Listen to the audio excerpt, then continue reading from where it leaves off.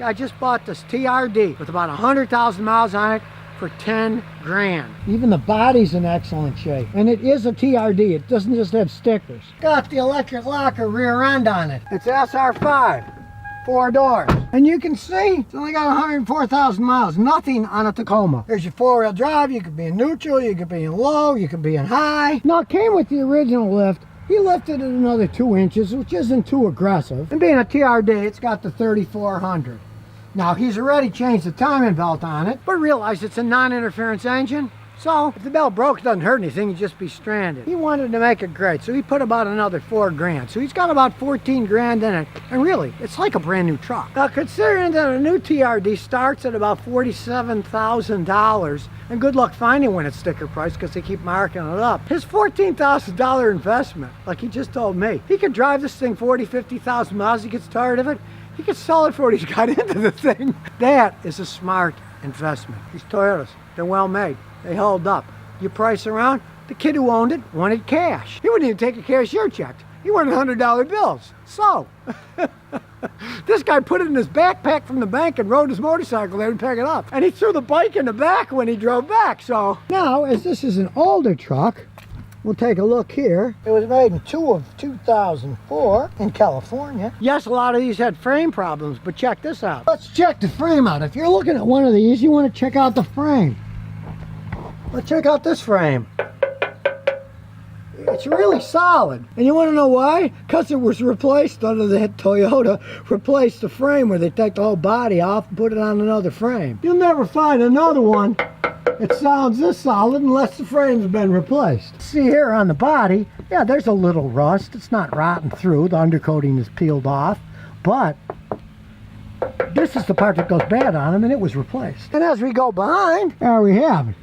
It's got the nice locker rear end on it. It's an interesting one. It has a spare tire, and it's the original spare tire with a yellow on it, but he had to buy another rim because this thing was in Rhode Island, right on the shore.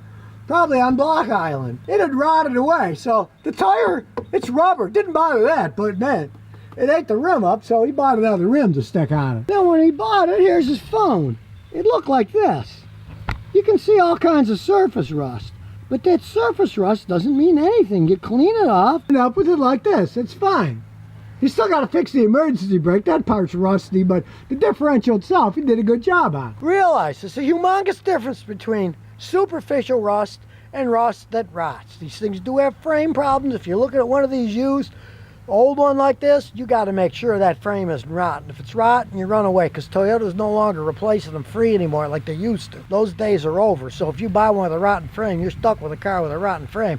And taking the whole vehicle apart and putting it all on another frame is a gigantic expense. You don't want to buy one of those. But this has already been replaced. Now this is the original paint. He had it buffed out. He had a pro do it.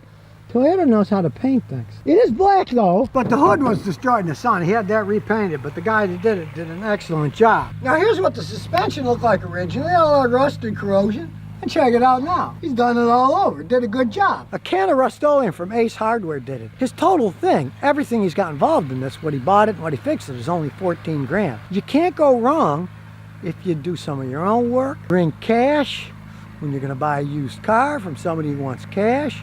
Hilariously enough, the air box was full of acorns that squirrels had stuck in there.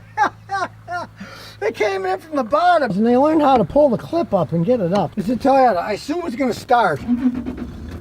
Got that Toyota starter sound. Now, for a big high up in the air truck, as old as it is, don't make all that much noise. Now, this is Rhode Island, so these are great for these bumpy roads. You're not going to get stuck and you're not going to break anything off. A TRD off-road for an on-road Rhode Island experience. Now, it's got that V6 engine. It's not a race truck, but you step on it, it gets where you're going, and you can tow stuff. They're excellent vehicles. Now, this guy's a real worker. What he did was, the previous guy did take it off-road. There was mud in all the cushions. When he cleaned it, mud came out. So he actually got hog ring pliers. He took all the covers off, ran them in a washing machine, took the foam out, cleaned it all, put it back together, and voila! Now there was a little rip in the seam here, but he had his wife sew it up when he had it all taken apart. And had he done it before? No. He learned how to use hog ring pliers to take them on and off. You can do a lot of stuff yourself if you want to. You'd have a lot of fun doing it too. Now there's an advantage to older vehicles. He's got full insurance on this. He said it's with Geico. $600 a year, full coverage. And the hilarious thing is, he had a Mercedes. He got tired of that, and he sold it for about $5 grand more than he bought it. Got this truck, put $4 grand into it, and he's still $5,000 up. So maybe you can get good money for your vehicle, and you can find a good deal on another one. Go ahead and do it. Get a beautiful looking truck like this. You know, you did a lot of the work yourself. The only downside that I have is, since they have all the seats, the bed's smaller. There's method to his madness. He wanted to fit this in his garage. He's got a small tandem garage in Massachusetts. This fits. So there's a reason behind the short bed. These things can last a really long time. And so what if squirrels have put acorns in the air filter? They're solid. And if you're lucky enough, like he was, to find one that's got just about 100,000 miles on it, snap it up. And even if you decide, oh, I don't want a truck, you can sell it to somebody else and make some money these days. But he's keeping this baby. It's in immaculate shape for the money. Just make sure you get one that doesn't have a rotten frame on it. It's an 86 and a half Nissan Hardbody. They sold a lot of Hardbodies just a few years before this one. They called them Datsuns. These, they switched to call them Hardbodies because they have double wall in the back, and they're pretty solid built vehicles. And the proof of how solid this thing is, even though it's 36 years old, most of it's still original. This has got the V6 engine in it. The big bash against these Hardbodies, especially the old ones, was lack of horsepower. The old ones had like 80 horsepower to the rear wheels. Okay, this one's got like about 180, so it's got a lot more power. And since it's got a camper on it, you really need it. But with this V6 engine, it can tow. He's hooking up a little coffee trailer I'm gonna do business in, probably close to 2,000 pounds with all the crap in it, and it won't have any problems towing it. The interesting thing about this is, it looks like it has a carburetor. See, it's got the big old air filter that carburetors have, but voila, no. It has the old-fashioned throttle body fuel injection. So even though this is old, 1986 and a half, it's fuel injected. You don't have to deal with all that crap of carburetors, because the later model carburetors, right before they made this fuel injection system, had so much ridiculous electronics and anti-pollution equipment. When they got old, none of them would run that well. This is fuel injected. It still runs quite well. Similar to the Americans when they went to their throttle body. This is Nissan's take, but it still runs perfectly fine. And this one, as you can see, is a 4x4. Most guys want to get a 4x4, especially if they got a camper top. They're going to go hunting, camping. And yes, as you can see, this is a real four-wheel drive vehicle. Here's the 5-speed standard tranny. Your four-wheel drive, two-wheel high, four-wheel high, neutral, and four-wheel low. While we're in here, you can see it's a pretty basic vehicle. It's got the little back seat. Now, at least they had the common sense of putting it sideways, because if they put it the other way, you couldn't have any legs. At least this way, there's room for somebody. You can stretch your legs out. Somebody sits on the other side here, you're going to have feet in your face. No AC on this baby. Cold is just outside air. The heater still works though. Now they call them hard bodies because basically they do have pretty hard bodies. They're pretty well made.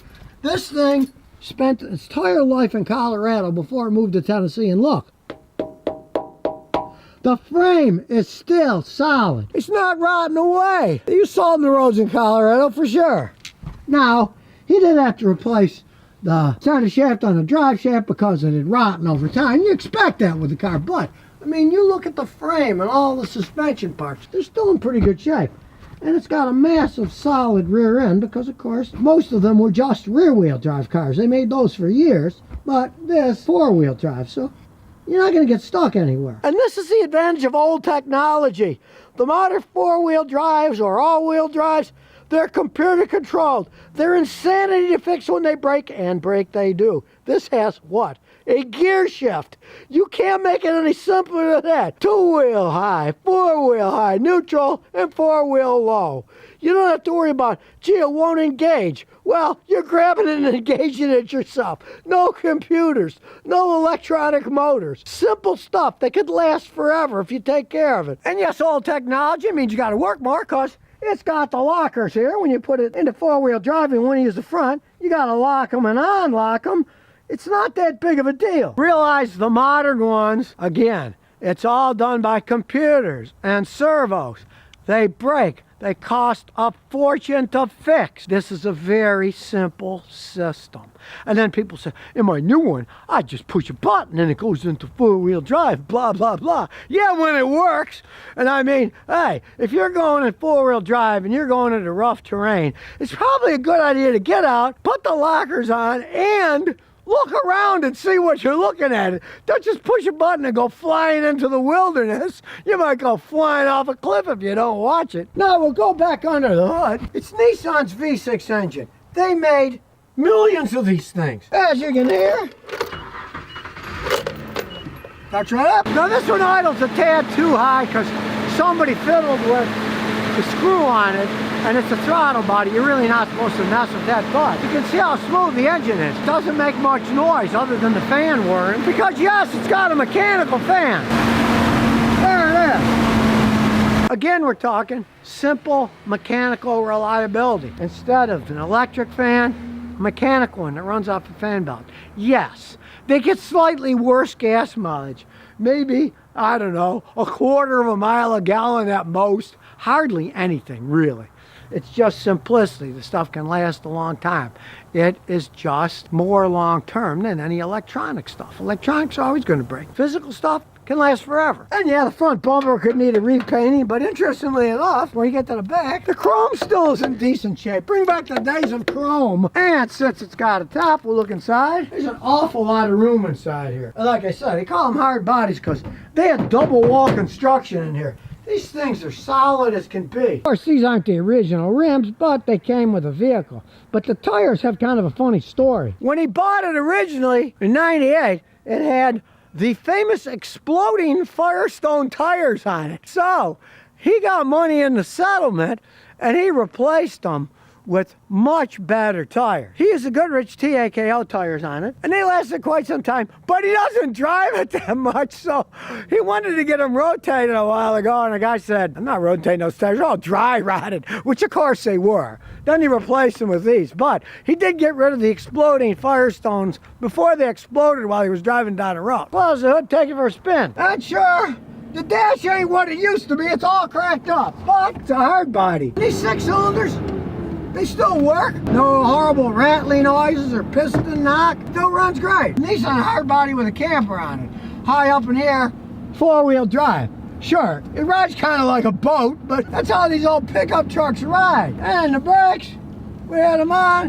They work perfectly good. Got a little bit of pull to the left, but I mean, hey, it's old. And sometimes when you turn the power steering, it kind of sounds like a goose honking away, but it still works. It still got power assist. There goes the goose honking away. No, it's by no means a drag race truck, but here we go, our little drag strip. Let's see what it can do. 1, 2, 3.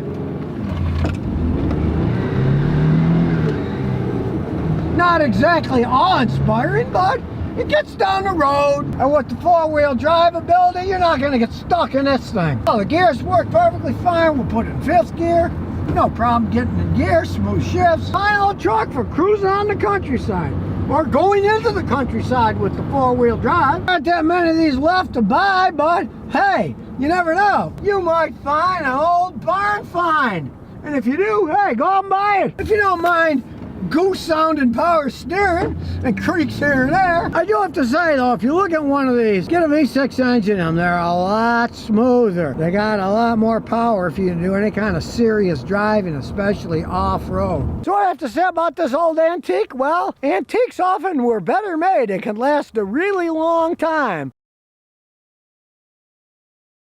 Everybody knows I'm not a GM fan, but this is a 96 and it's a 2500. Check it out. It's pretty clean. Custom bed. Huge bed. Best of all, baby's only got 109,000 miles on it. Got a big old V8 engine. And look, it's a 96. What's that? Metal. Is it plastic? No. Is it going to warp with the heat? No. And didn't make them as cheap as they possibly could like they do today with all this plastic crap. Maybe old, but with that mileage, you can find one of these when they were solid built Starts her up. Now granted, this one's old, 96, and the AC doesn't work anymore. You can see the compressor doesn't come on. This may be old, but the AC system is a more modern style. I did a video on a 70 Oldsmobile, which is a GM product, right? It had the old giant radial compressor, and it still worked perfectly fine. These are weak compressors. You probably have to replace it if you want to have AC in the vehicle. It's not all that bad here in Tennessee. You don't care all that much with an old work truck. The engine, listen to it, solid. Because it's only got 100,000 miles on it. You can hear when you close the hood. It's a solid vehicle. Since it's hot, we'll roll all the windows down, take it for a spin. Got it in reverse, nice and smooth. Big old truck, you're high up in the air. Of course, it drives like a truck. It is a pickup truck. It's got a solid feel. Front end seems pretty normal. After all, it's only got 100,000 miles on it. So we'll take it out where it belongs, out on a country road, and see how it does. But while I'm driving around, I notice there's no wheel bearing hum. There's no whining bearings. There's no lag. The brakes work perfectly fine. I don't hear any suspension noises, clacking, clunking. So we'll go to our little test strip here out in the country. We'll come to a stop. Wait till this guy gets out of the way, since there's nobody behind us. And let's see what this old truck can do. Still got some get up and go. Just decent for the mileage. Front end is stable. Basically, it's a big old American pickup truck when they were still making them good at GM back in 1996. Now, of course, most of these are going to be all worn out with 400,000 or 500,000 miles on them. You find one like this that's only got 100,000 miles on it. You want a big pickup truck, snap it up fast. Who says you can't go back in time? Hey, I'm back in 1996. Still a really good pickup truck. What really amazing about this truck is look at the interior. It's a 96. The original interior is still in excellent shape. Hey, they used to make things pretty good. Sure, the odd cigarette burning the rug, but hey, it's a pickup truck. Now, it may be old, but it's a 96, so I can use a modern computer on it too. So we'll hook it up. There's the data port, and we'll turn it on, scanning it. Runs fine, but it has these weird codes.